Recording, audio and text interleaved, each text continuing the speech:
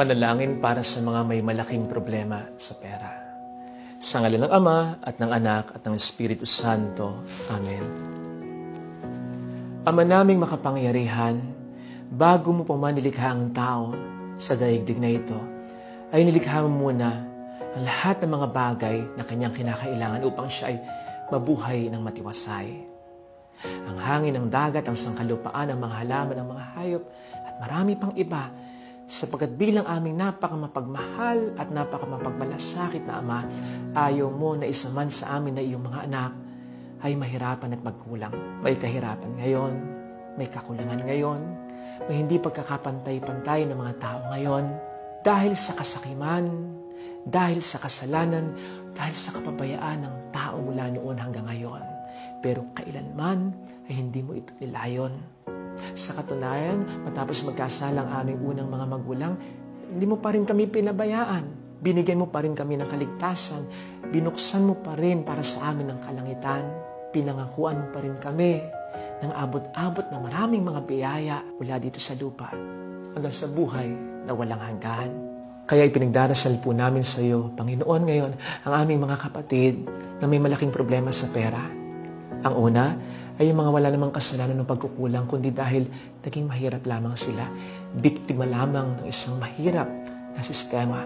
Kumakayod man ay kulang pampagamot, kulang pampaaral, kulang sa pagkakaroon ng disenteng tahanan, at kulang upang sila ay makakain man lang ng 3 beses sa isang araw. Pagpalain mo po sila, Panginoon, kung paanong pinagpapala mo sa banal na kasulatan ang mga taong tulad nila na ikaw na lamang ang tanging inaasahan. Magpagamit nawa sa iyo ang mga taong kinukonsensya mo upang sila ay tulungan kahit papaano lang. At mapanagot mo nawa ang mga taong nagiging dahilan ng kanilang kahirapan. Maramdaman nawa nila, Panginoon, ang iyong pagpapala at pagkalinga upang kailanman ay hindi sila mainggit sa iba at maisip nila na sila'y nakalimutan mo na. Gayon din naman, ipinagdarasal din po namin, Panginoon, ang mga kapatid namin may malaking problema sa pera dahil nagkasala o nagkulang sila. Silang mga naghangad ng mas malaki sa kakayanan o kailangan lamang nila. Kung kaya nangutang din ng malaki, bumili ng bumili, nagtiwala ng malaki, kaya naman ngayon ay nalugmok din ng matindi. Panginoon, patawarin mo po sila sa kanilang mga kasalanan ng pagkukulang, lalo pat kung sila nagsisisi na naman. At tulungan mo po silang makabangon mula sa kanilang mga kahirapang kinasasadlakan. Baon-baon ang kanilang mga magagandang natutunan dahil sa kanilang mga pangit na naging karanasan. Huwag nawa silang mawawala ng pag-asa niyang gagawa ng bagay na mas magpapalala ng kanilang mga pinagdaraan ng ngayong problema. Gabayan mo po sila sa kanilang mga pagdidesisyon, lalong-lalo na sa mga pagkakataon na parang hindi nila alam kung ano ang kanilang iisipin, gagawin at kung sino ang mga taong kanilang kakausapin.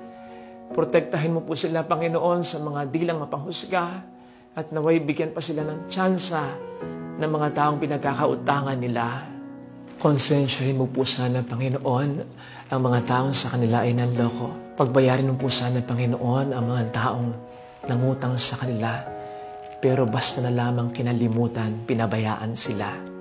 Maisip nawa ng mga taong ito ng bawat pera na ginagasta nila sa masasarap na pagkain, magagarang kasuotan, maaliwalas na tahanan at magagandang lugar na kanilang pinupuntahan, ay meron naman silang mga kapwang pinahirapan dahil sa kanilang kawalang pakialam. Magbayad nawa sila kahit paunti-unti lamang, magkaroon nawa sila ng malasakit o pakialam kahit papaano lamang. Hindi nawa maatim ng mga taong ito na sila'y bumubuhay ng kanilang pamilya gamit ang pera na para naman nilang pinangpatay sa iba. Muli, Panginoon, konsensyahin mo po sila. Kung hindi man, ikaw na po sanang bahala sa kanila kung di sila makonsensya. Lalo pat ikaw naman din po ang nagsabi sa awit 72 verse 4 na mga nangangailangan ay bibigyan mo ng paglingap. Samantalang ang mga umaabuso ng aapi ay lulupigin mo at ipapagsak. Maramdaman naman nila ang pagmamahal at suporta ng kanilang pamilya at ng mga taong sa kanila ay mahalaga. Lalo pat ang mga ito rin naman ang pangunahing dahilan kung bakit sila mas naghangad pa para mabigyan ng magandang buhay ang kanilang pamilya, masigurado ang kinabukasan ng mga anak, mabigyan ng kasiyahan ng magulang, at ang mga kapatid ay matulungan lamang. Kaya ang mga ito nawa ang unang-unang makaintindi sakaling sila'y magtitipid na, maghihigpit na ng sintron, matututo na ng mamaluktot sa maikling kumot at hindi yung mga ito pa ang unang-unang magtatampo sa kanila. Maisip naman ng mga ito na hindi sila nagbabago sa pagmamahal, nagbabago lang sa pamamaraan sa oras ng kagipitan. Masakit na po kasing maghirap para sa minamahal, pero wala nang masasakit pa sa paghihirap na dulot ng mga taong minamahal.